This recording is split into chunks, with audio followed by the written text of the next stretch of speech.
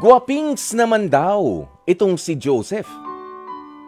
Pero kahit pogi raw siya, ay aminado siya mismo ang sumasabotahe sa kanyang sariling love life. Yan ay dahil sa mala-red flag niyang pagiging overthinker. Kahit wala palang jowa, o kahit wala pa kasi ang hanap nitong si Joseph, ay hindi kasi nito maiwasan na maging advanced masyado mag-isip. Pagdating daw sa usapin ng pagkakaroon ng pamilya at kung mabibigyan niya ba ng maayos na buhay ang kanyang soon-to-be na bubuin na family, ay nako, saka overthink tuloy nitong si Joseph, ang kanyang edad ay wala na sa kalendaryo, wala pa rin siyang matinong karelasyon. Nako. Joseph ng Malabon, 32 years old. Kalalabas lang naman pala, fresh na fresh. Kalalabas sa kalendaryo. Ayan, Joseph, magandang tanghali sa'yo, pare. Hello po, Kuya Poy. Ayan, naku. Kadali po. Oh. Hindi po Joseph po, pangalan ko, Darwin po. Darwin. Yes, sige. Sige, si Darwin. Alam mo, sa boses pa lang, Gwapong-gwapo na ako sa boses mo pa lang, Darwin. Ayan, 32 years old. Meron ka bang trabaho naman? Ito po, sa garment po. Alam mo, Darwin, sabi mo kasi dito, gwapings ka naman. Sa'yo ba nang galing ito? O chismis lang dyan sa inyo? Ano naman po, siguro mga katulad lang po ko kay Sir Lord de Vera po. Ayan. Sir Lourdes de Vera. Ang datingan. Okay. Opo. Ayan, okay. Gwapings, merong dating. Pero bakit mo naman sinasabotahe yung sarili mong love life, Joseph naman? Ano ka ba? Darwin po. Ay, Darwin. Sige, palitan na nga natin ito. Ayan, si Darwin. Okay. Darwin, wala kang karelasyon ngayon. Actually po, nagsimula lang to nung nagkaroon po ako ng girlfriend dati, pero short-lived po. Sandali. Short-lived yung relationship o short-lived yung nakarelasyon mo? Linawin natin yan, ha? Short-lived na nakarelasyon. Ayun, yung gaano katagal lang ang naging girlfriend mo, ha, Darwin? 1 week. Ang bilis naman. Kailan nangyari to? Ano po kasi, nagsimula lang yan sa isang arcade doon sa mall. Sa arcade. Anong laro doon ang kinakalikot mo nung makilala mo itong girl? Po. Sa video games. Ano namang ginagawa niya? Paano kayo nagkakilala? Ano po? Kilala po kasi nung girl, yung kuya, yung step brother ko po.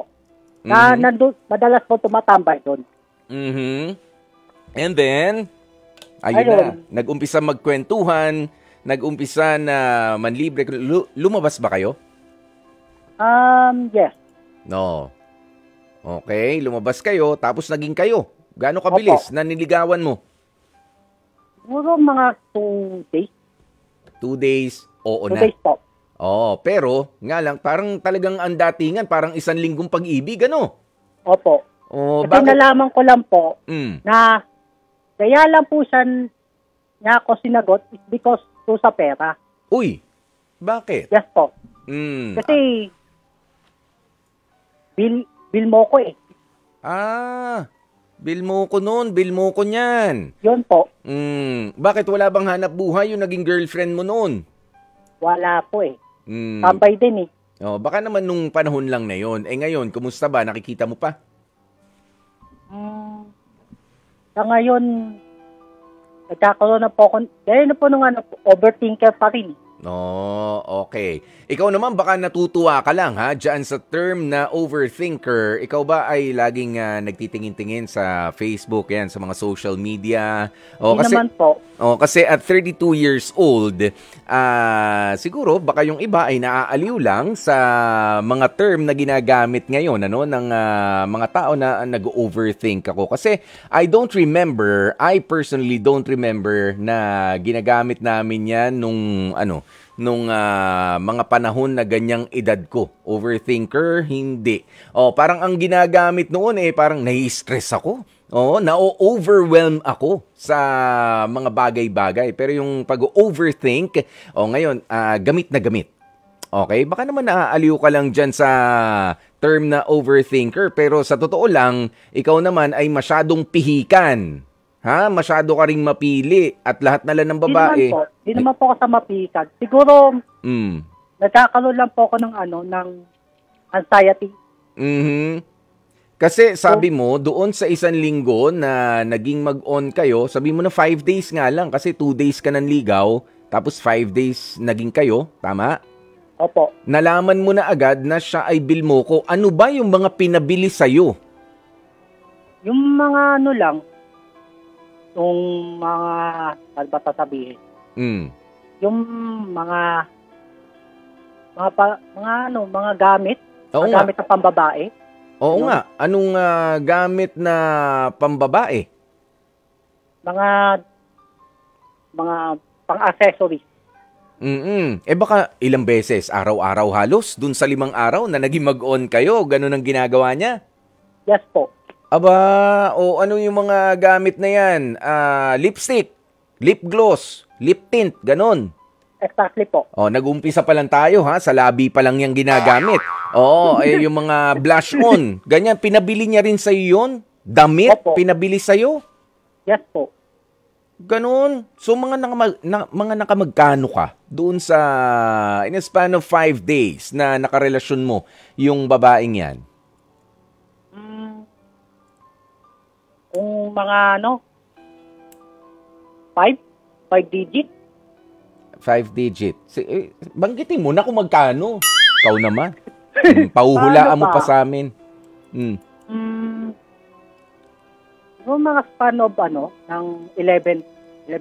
11,000? 5 days? 11,000 ang ginastos mo? Ano yung pinakamahal na pinabili nung babae?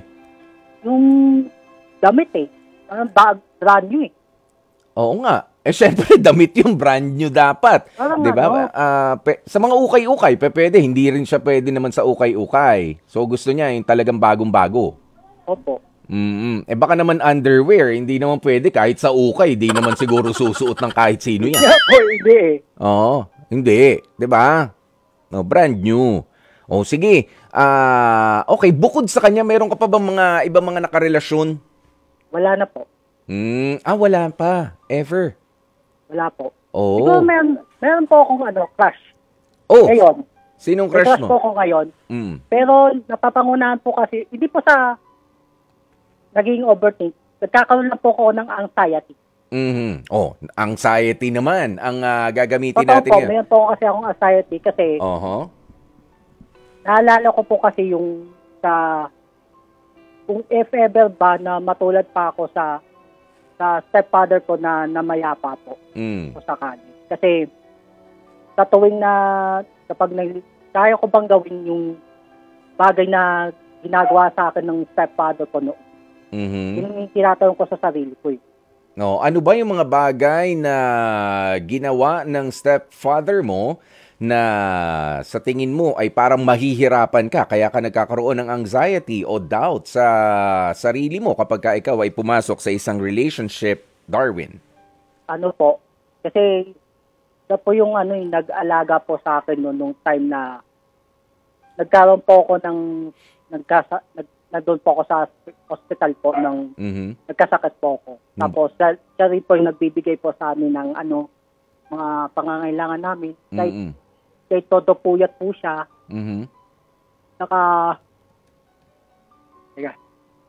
Tsaka ano? Yung mga po, yung magiging responsable na po. Yan, Darwin.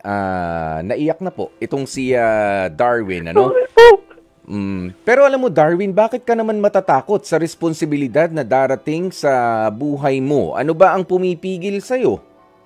Yung mga naging pagkakamali ko doon sa stepfather ko na pinagsisihan ko po. Sorry po kayo po.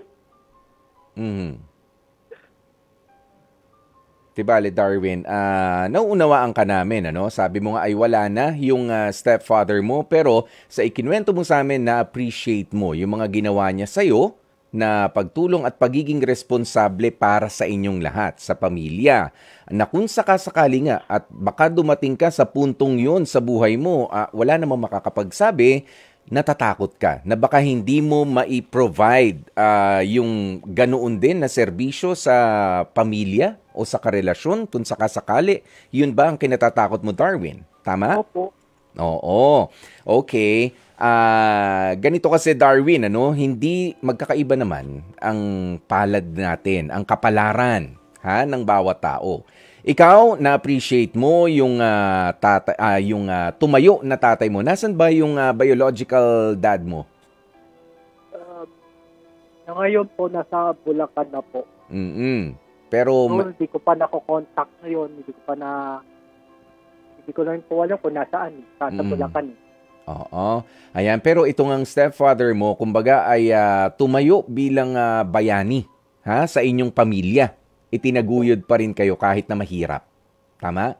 Opo. Oo. Alam mo, kung lalakasan mo ang loob mo, may mga laban kasi na kailangan, mga hamon ng buhay na hindi karuwagan kung aatrasan natin, lalo't hindi talaga natin kaya. May mga ganyan 'di ba? Pero meron naman yung mga laban na kailangan talaga ay sumuong ka. Kailangan forward lang. 'Di ba? Tuloy lang. Mahirap pero kakayanin.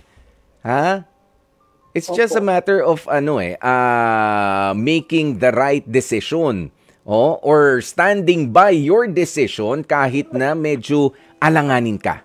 Medyo alanganin ka. Kung sa tingin mo ay makakabuti sa'yo at sa mga taong nasa paligid mo, sige, at wala ka namang inaapakan na iba, sige lang, tuloy lang. Pero kapag ka alam mong mali, o kaya alam mo na sa una pa lang, dehado ka na, pwede ka namang, hindi ito para sa akin. 'Di ba? I don't want this responsibility. Ayan, pero kailangan talaga lagi tayong may baong lakas ng loob. Lakas ng loob para magpatuloy sa laban at lakas ng loob para umatras sa laban na hindi natin kayang panalunan. Parehas yan na nangangailangan na buo ang loob mo para wala kang regrets kung sakaling ikaw ay aatras. 'Di ba? At ganun din, hindi ka naman din mafu-frustrate ng ganoon kung pipiliin mo na sumubok, na umabante doon sa mga hamon ng buhay na 'yan. Kaya ikaw Darwin, pakikipagrelasyon pa lang. Sa ngayon wala kang girlfriend. Merong naging girlfriend, medyo napagsamantalahan ka pa. Hindi nga medyo kasi naka 11,000 ka sa first 5 days. Okay? Napunta ka lang sa maling tao. Pero yung idea mo na magkaroon din ng karelasyon, tama lang yun. Darwin? Tama lang yun. Kaya nga nandyan tayo sa dating stage. Tsaka kapag ka nagde-date pa lang kayo, huwag ka namang gastos ng gastos. Baka ikaw rin kasi, pasikat. Hindi ka ba pasikat, Darwin? Slight po. Slight. Yung pasiklab. Ganyan tama lang yung medyo hinay-hinay ka lang rin. Parang mas ang pagtuunan mo ng atensyon at ng lakas mo ay kung papaano mong kikilalanin yung makakarelasyon mo o yung nililigawan mo. Hindi sa kung ano ba ang kaya kong ipasikat sa kanya, ano ba ang kaya kong ibuga na may pera ako ganito, ganyan. After all, hindi naman sa material na bagay na i-impress ang isang tao. Yung tunay na magmamahal sa'yo, hindi sa mga material na kaya mong ibigay, kundi doon sa emosyon na kaya mong i-share para sa kanya at doon sa understanding, sa pag-unawa mo rin, doon naman sa emosyon niya. Opo. Ganoon yun, Darwin. Take it easy. Huwag kang nag-overthink. Mga bagay na hindi pa nangyayari, iniisip mo na. Paano ka paano ka makakausad sa buhay niyan? Okay? Opo. Mas maganda yun. Yung kanina, yung kinuwento mo sa amin, na natatakot ka, yes, na saluhin o baka mangyari sa'yo yung nangyari sa stepfather mo. Pero buti nga ikaw, merong sample. Meron kang, anong tawag mo rito? Meron kang modelo. Kung papaano niya inilaban, kung papaano siya nagtiyaga para maitawid kayo doon sa problemang yun. Di ba meron ka? Alam mo, at least, kahit papaano, kung ano ang gagawin. Kung sakali may dumating na, yan, sabi mo nga, nagkasakit ka, pero sige, tuloy lang siya, alaga pa rin sa inyo, meron kang modelo na tinitignan, ha? O, hindi katulad nung iba na talagang wala silang kaalam-alam. Kapag ka dumating problema, hindi naman, yung tatay ko, irresponsable. Di ba? Sasabihin ng iba, ganyan. Hindi ko naman nakita nanay ko na nagtiyaga sa amin. Pero ikaw, meron kang ganoon. Ha? Bentahe mo yun. Advantage mo yun, Darwin. Kaya huwag kang matakot. At habang tayo'y tumatanda, mas dumadami ang mga responsibilidad natin. Ganun yun. Tanggapin mo yun. Okay? Opo. Meron ka bang gustong sabihin sa magiging future jowa mo naman, Darwin? Sa magiging future girlfriend ko po, kung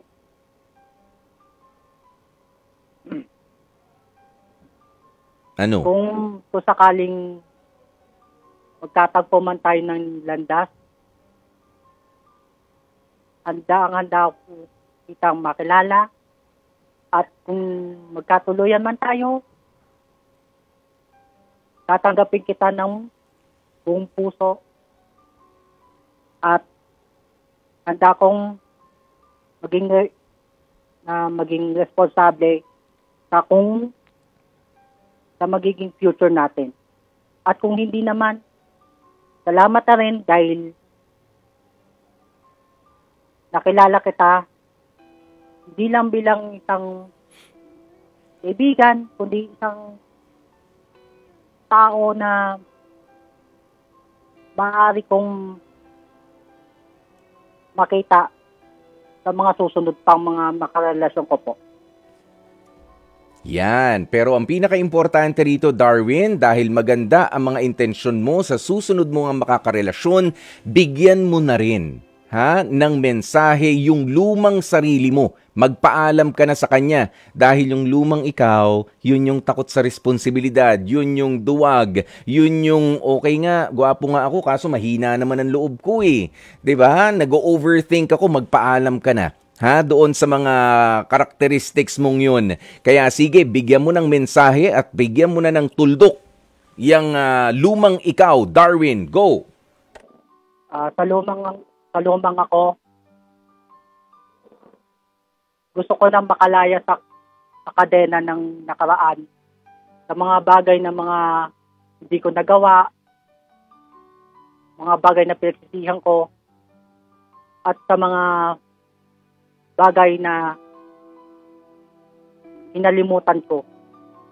Dahil gusto ko nang bumangon at makausad bilang bagong ako at hindi na lumilingon sa kulungan ng kahapon. Yun lamang po, Kuya Poy.